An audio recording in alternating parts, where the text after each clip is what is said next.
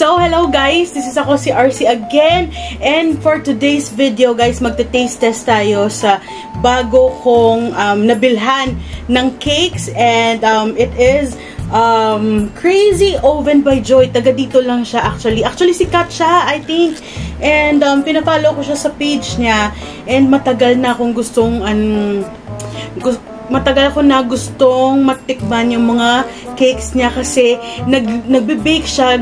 And ang gamit niyang mga icing is boiled icing, which is what I like. That is my favorite. Sa lahat ng mga icing sa cake, boiled icing is the best. So, eto, ipapakita ko sa inyo at saka magte-taste test ako, hindi tayo, okay? So, kanina, nung nasa Facebook ako, nakita ko na nagbebenta siya ng slices ng cake at saka ng cheesecake.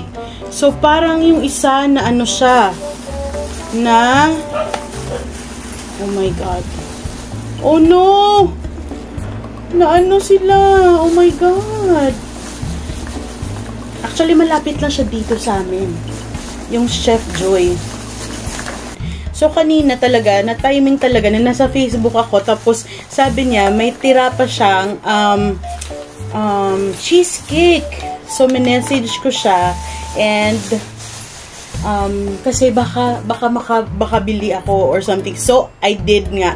I did get, oh my god, nasira siya. Oh no. So, I get caramel cheesecake, and chocolate cake. I think this is her chocolate cake. Let's see. Let me see. Yeah, it's chocolate cake. And this caramel cheesecake talaga, ito ang nilulook forward ko kasi I'm not a chocolate person eh. Pero sa itsura niya guys, na talaga ako, nainganyo talaga ako to get two, not actually one, but two slices to try. So, ito na siya. So, itatry natin. Anong una natin itatry? Let's try the cheesecake muna kasi baka it's gonna get messy. And this is the cheesecake. Oh, nasira talaga siya.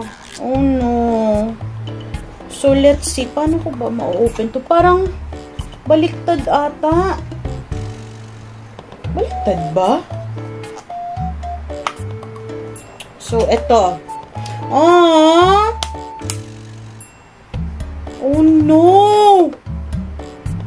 So, ito na naging itsura niya kasi ang lapit lang siya actually sa bahay, pero si chef hindi siya nagde-deliver. So pinapamaksim. So minaksim ko siya kanina, pinamaksim namin siya. Oh my god, nagulat ako. Diyos ko. So actually ito ang itsura niya dapat. So ito dapat ang itsura niya. Ito dapat ang magiging itsura. Oh my god, hindi nyo makikita. Ang dirty pala ng phone ko. Teka! Hindi, ipa-flash ko na lang sa screen kung ano dapat ang itsura ng cheesecake na to. Pero sana, I hope na ang taste hindi naapektuhan dahil sa, kasi ito sa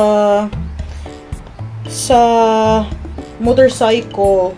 At saka umulan pa kanina, timing talaga nung napadala ni chef, umulan ng sobra-sobra. So this is the caramel cheesecake. So tignan nyo guys. And let's try it. So ang sa baba niya is of course the crumbs, the graham crumbs. And then pwede grahams, pwede biscuits, and then the cheesecake itself, and then ang sa taas is the caramel.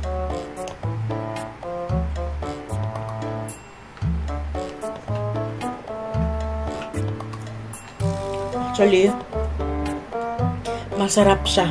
Kasi hindi siya sobrang tamis. Magugustuhan ng nanang to. Tapos, it needs to be refrigerated kasi ganyan nasira siya kasi kailangan siyang i-refrigerate Pero masarap yung caramel, guys. Diyos ko, the caramel. My God, it's to die for. I love caramel. I'm a caramel kind of girl.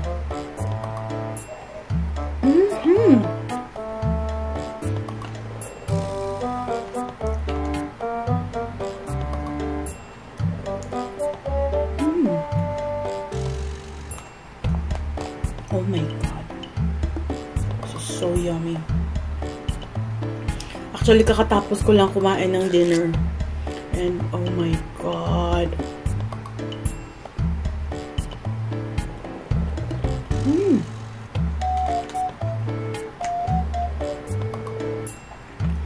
And this cost, this is 180 pesos per slice ang cheesecake.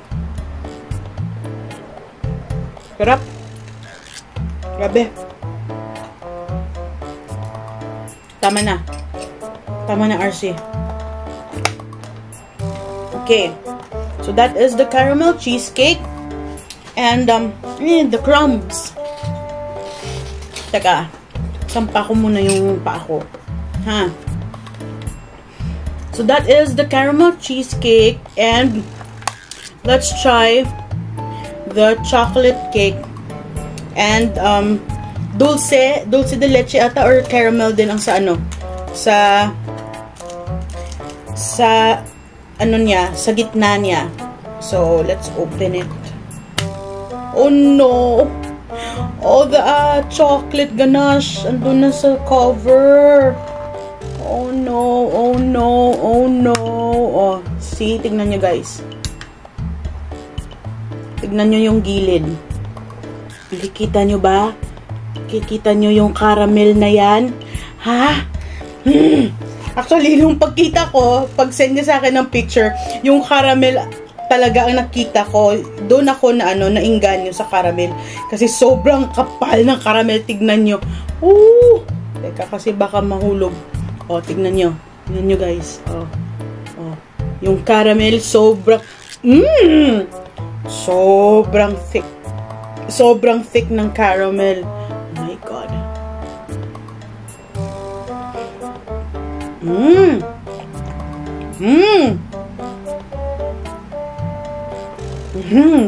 Hindi din siya matamis. Oh my God. Nanang would love this one. O, tignan nyo yung caramel, guys. Yung dulce. Sa gitna. Sobrang kapal niya. Oh my God. Parang ano lang siya. Perfect na layer. Oh my God. Kasi 'di ba, may mga chocolate cake na ang kakapal ng chiffon nila, pero yung sa gitna sobrang liit. So, ito, my God. At saka hindi siya matamis talaga. Sobra. Yung balance na balance lang yung tamis niya. Hindi din siya mapait. Wow.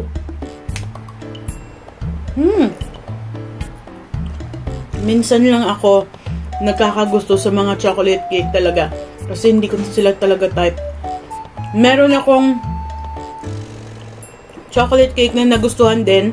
Yung in-orderan ng tita ko. So, masarap din yun. Ipa-vlog ko yun pag naka-order kami. Kasi papakita ko din sa inyo. If hindi ko makalimutan.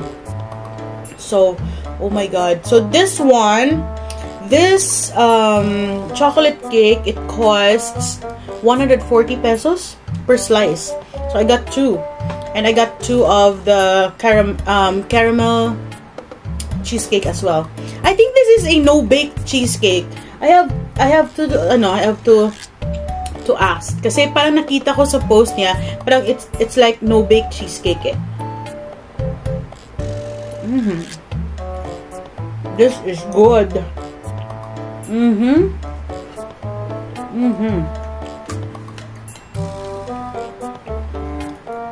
Ang pinakaaya ko talaga sa cake, yung fondant, yung frosting. Hate na hate ko talaga yun. Makakakain pa ako ng butter icing, pero fondant, yuck. Fondant ang binibili mo lang naman dyan yung design eh. But walang makakatalo sa ano, sa boiled icing. As in, boiled icing or cream cheese icing. Grabe. Pag red velvet, gusto ko talaga cream cheese. Kasi yun talaga yung pair niya ng red velvet. Cream cheese talaga. Grabe, bakit parang maubos ko yung chocolate cake?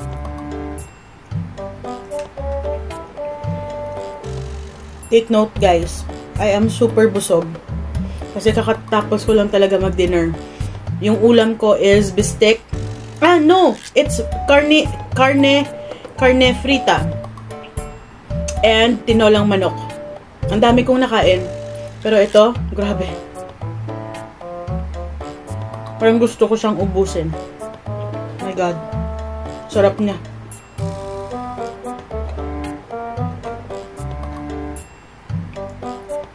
Yung ganache. Sarap din ng ganache. Oh, guys. Perfect lang talaga yung layering niya. Actually, grabe talaga, ano. Always ko yan siya nakikita sa Facebook. Matagal ko na yan siya, ano, sinasabihan na, I'm from ganito din. We're same place. Yung ganon. We're in the same barangay. How can I order? How can I... Kanina lang talaga ako na-notice. So, yeah. So, perfect timing siguro talaga. Lahat talaga may perfect timing. O, diba? Kahit yung teeth ko. May tinga na. May chocolate cake na. Oh my. Excuse na lang yun ha, okay?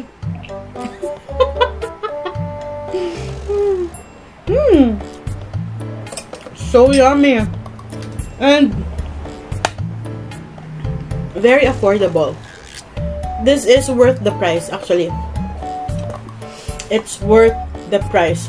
And it's crazy that hindi ako nakadala ng tissue. Oh my God.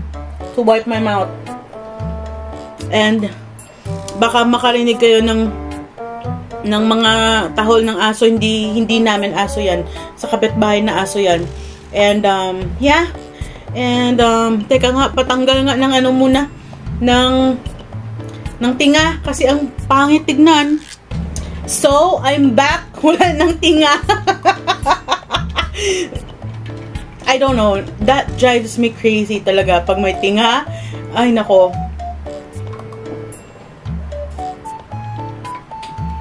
And yeah. So again, this is from Online Boodle, a good online boodle, because this is yummy.